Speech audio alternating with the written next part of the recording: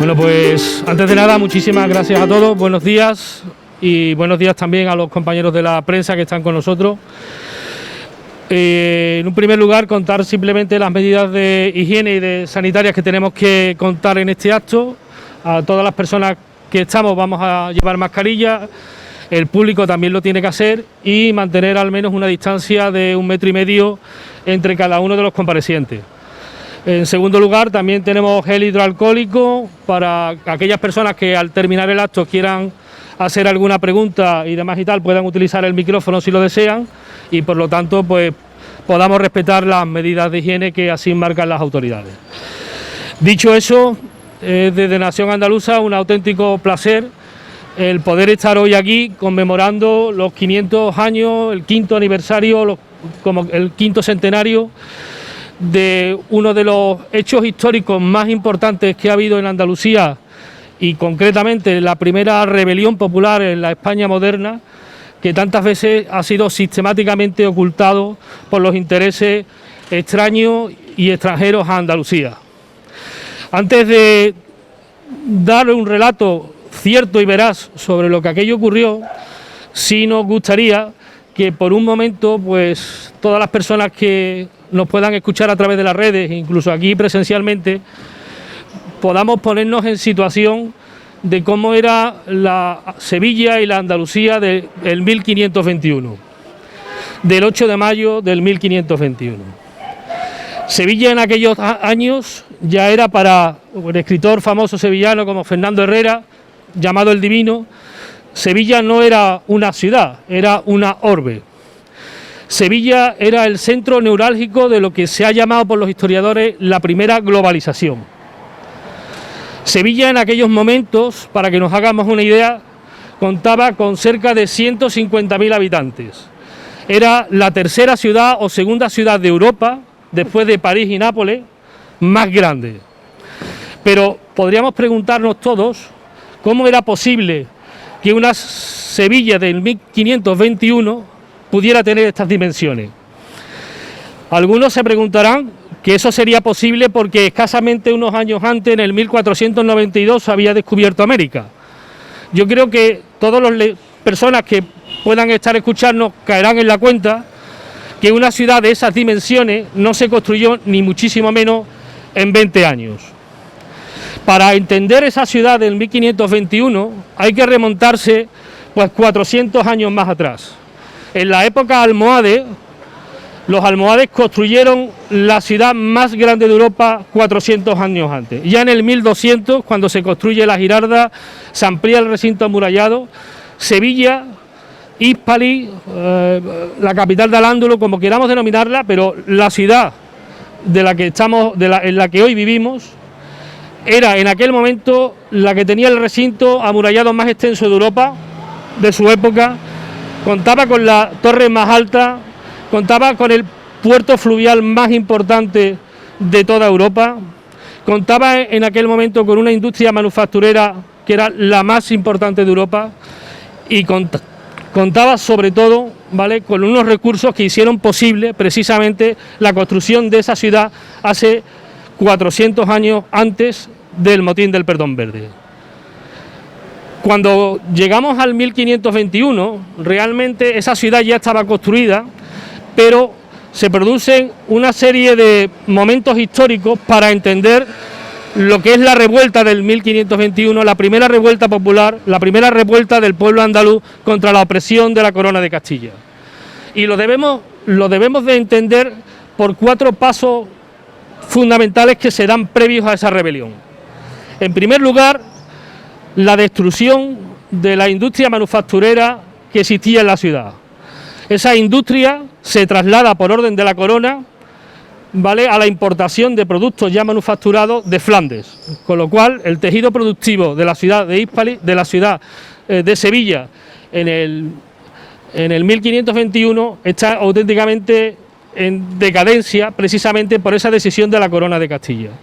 En segundo lugar, nos vamos a encontrar también otro hecho muy importante que viene hasta nuestros días, y es que la propiedad privada, el derecho a la propiedad privada que se tenía de los ganaderos y de los campesinos andaluces de aquella época, se abole de una manera unilateral y pasan todas esas posesiones a manos de la nobleza. Con lo cual, eso lo único que genera es que el propietario, el agricultor o el campesino de entonces pasa a ser jornalero. Y en tercer lugar, el otro acontecimiento importante de aquella época que da pie a esa revuelta es, al colocar la capital de facto en la colonización de América en Sevilla, el precio del coste de la vida aumenta. Todos estos factores, y es verdad que un cuarto factor, que fue lógicamente las épocas de sequía, fue lo que provocó de facto una rebelión popular espontánea el 8 de mayo. Un 8 de mayo exactamente igual que hoy, pero hace 500 años. Eso podía ser de mucho interés que lo conociéramos, pero sistemáticamente se ha intentado ocultar. Y se ha intentado ocultar por dos cosas fundamentales. Una, porque fue una rebelión popular. Y en segundo lugar, porque fue la primera vez que se enarboló la bandera verde y blanca en respuesta a la opresión de la Corona de Castilla. Los vecinos de toda esta zona de la ciudad, de San Gil, San Martín, Feria, decidieron voluntariamente rebelarse contra el poder establecido de la Corona y dirigirse aquí, a esta parroquia, y coger el pendón de las tropas al-Ándalus que habían sido capturadas siglos atrás por Alfonso X de Castilla y enarbolarlo como bandera de sublevación contra el poder de la Corona.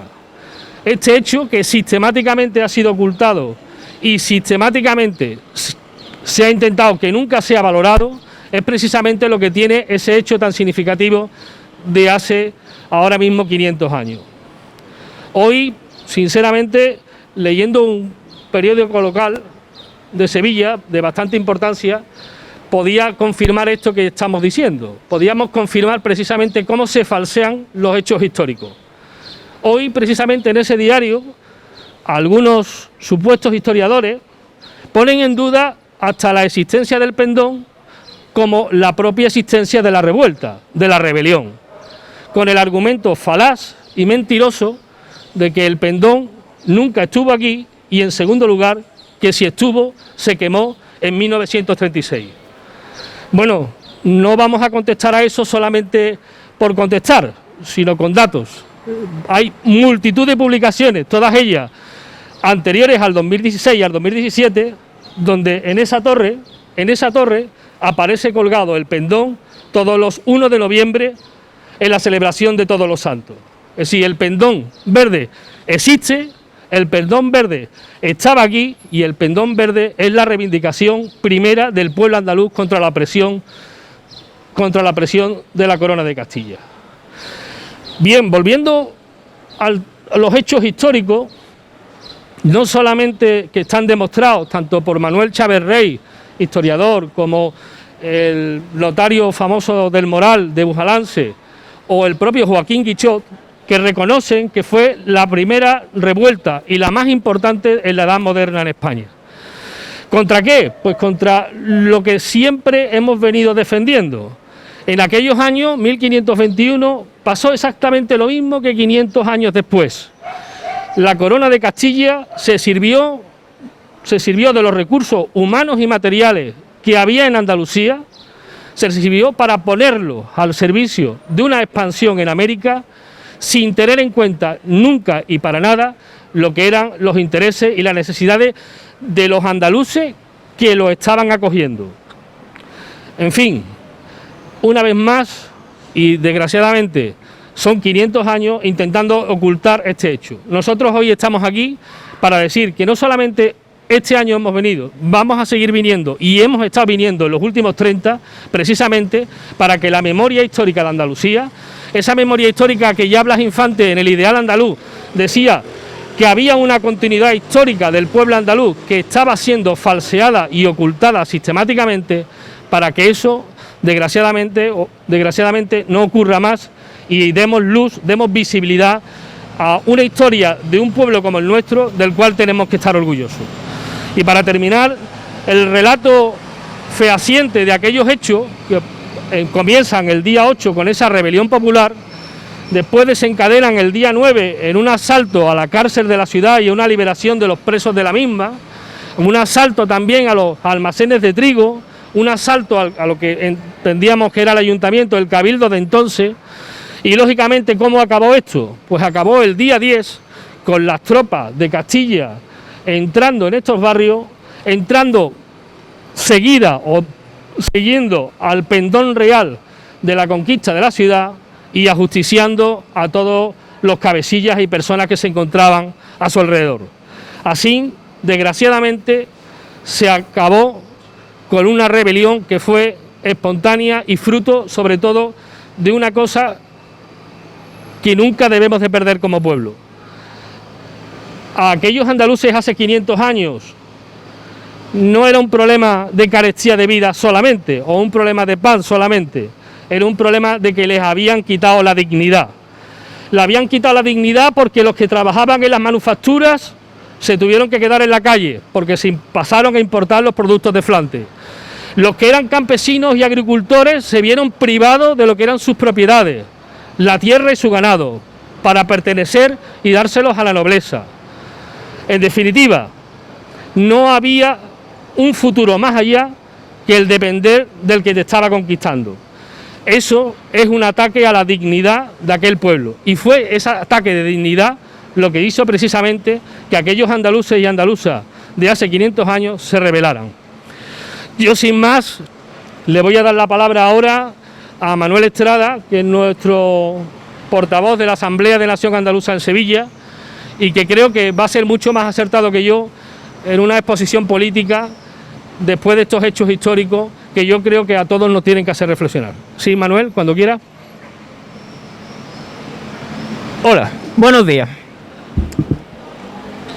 Con respecto a los hechos que acaba de comentar nuestro compañero, podemos encontrar que efectivamente actualmente tenemos muchos paralelismos. Cada vez el trabajo está peor, cada vez el trabajo es más precario, cada vez hay menos comida, hay menos recursos, cada vez nos estamos quedando con menos. Mientras que el paro crece de forma acusada, indiscriminada, aquí en Andalucía, en el resto disfrutan de nuestra precariedad, en la que nosotros tenemos que emigrar hacia otros territorios del Estado para poder sobrevivir y para poder mantenernos. La juventud en Andalucía encuentra cerca de un 40% de paro, es decir, 4 de cada 10 jóvenes en Andalucía está en paro. El 70% de los jóvenes en Andalucía, menores de 30 años, vivimos con nuestros padres, porque no tenemos la capacidad de vivir por nuestra cuenta. No tenemos trabajo, no tenemos futuro. Nos obligan a irnos para poder mantenernos, nos obligan a irnos para poder vivir. Sobrevivir, mejor dicho, porque fuera no está mucho mejor, pero al menos algo se puede hacer.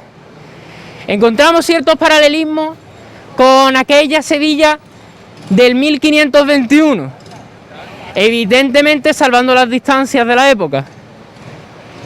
Y es por eso que tenemos que aprender en la historia qué es lo que debemos de hacer. Debemos de estar callados, esperando a que solucionen aquellos mismos que han creado nuestros problemas, dichos problemas, o tenemos que hacer como ellos y salir a reivindicar aquello que nosotros nos merecemos, que no es otra cosa que pan y trabajo. Vamos a estar esperando eternamente a que unas personas que se dedican a vivir y a sacar beneficio de nuestro malestar y de nuestra ruina solucionen nuestros problemas simplemente por caridad. Vamos a pensar que por el mero hecho de meter una papeleta en una urna, lo cual está muy bien, va a ser suficiente para subsanar todos los problemas que estamos teniendo, no solamente últimamente, sino ya de hace unos años atrás. Es por ello que no puede decaer la idea del espíritu combativo que tenemos en nuestro pueblo. No puede olvidarse cómo el 1521 el pueblo de Sevilla salió a reivindicar que se moría de hambre, a reivindicar que se le estaba quitando la dignidad, a reivindicar que se le estaba quitando el trabajo, que se le estaba precarizando, como ahora mismo está ocurriendo con nosotros. Es por ello que si olvidamos que nosotros hemos sido un pueblo combativo, que ha conseguido trabajo y trigo a través de la lucha, no podemos permitir que se olvide eso. No podemos creernos que ahora somos un pueblo sumiso y somos un pueblo acallado y que acata las órdenes de la autoridad y del poder. No podemos olvidar lo que hemos sido, porque si lo olvidamos nos van a querer colar todo lo que nos están colando ahora, que somos un pueblo con el que se puede hacer lo que quiera, y tenemos que poner el punto final ante esta situación. Tenemos que decir basta. Hemos sido un pueblo agradable a ojos de todo el Estado, hemos sido un pueblo acallado y sumiso, pero ya no podemos permitirlo más. Tenemos que poner los puntos sobre las i y tenemos que poner en valor nuestra dignidad y tenemos que poner en valor nuestro poder popular. No podemos permitir ni podemos estar más de forma pasiva. Tenemos que pasar a la actividad. Tenemos que pasar a un espíritu combatiente y de lucha en contra de aquellos que nos mantienen de la forma en la que estamos actualmente, precaria y en la pobreza. Es por ello que hoy estamos aquí, precisamente para recordar que en Andalucía y en la ciudad de Sevilla, desde hace más de 500 años hemos estado en la lucha, hemos estado reivindicando que no nos vamos a permitir pisotear, que no vamos a permitir que nos muramos de hambre y no vamos a permitir que sigan pisoteando nuestra dignidad y nuestros derechos. Y con esto damos por finalizado el acto del día de hoy. Gracias por asistir.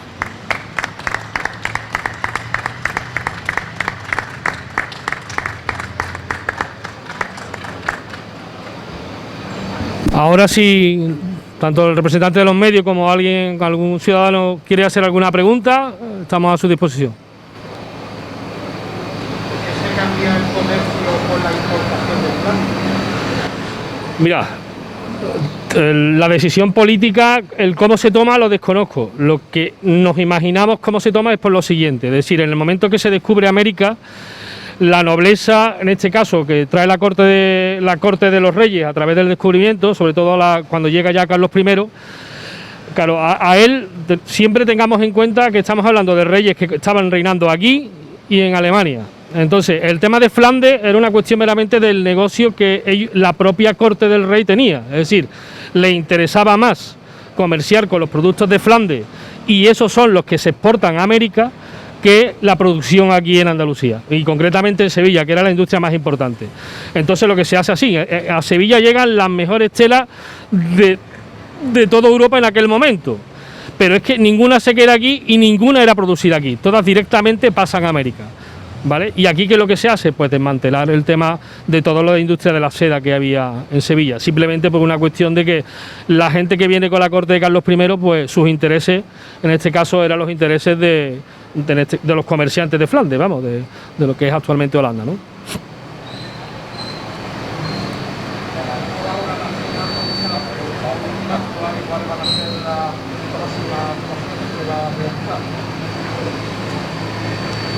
Pues la única solución es la organización, es tomar conciencia y el trabajar de forma organizada entre la población, porque si nos cogen a cada uno de forma individual vamos a acabar pues debilitados.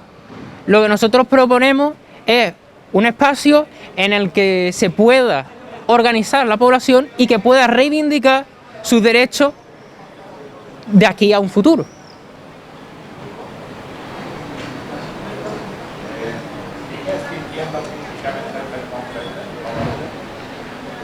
El pendón verde sigue existiendo a pesar de que nieguen que existe.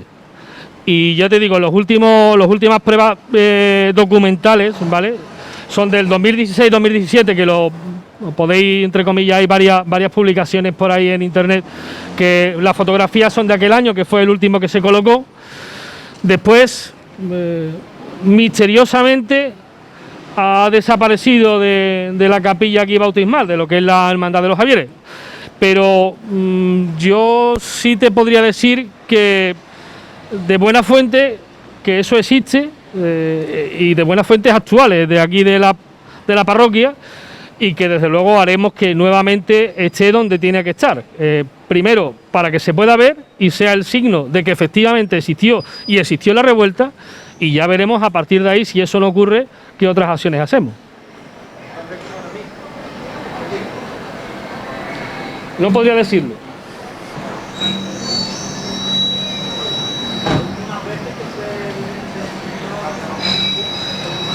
Mira, si no recuerdo mal, 2016 o 2017.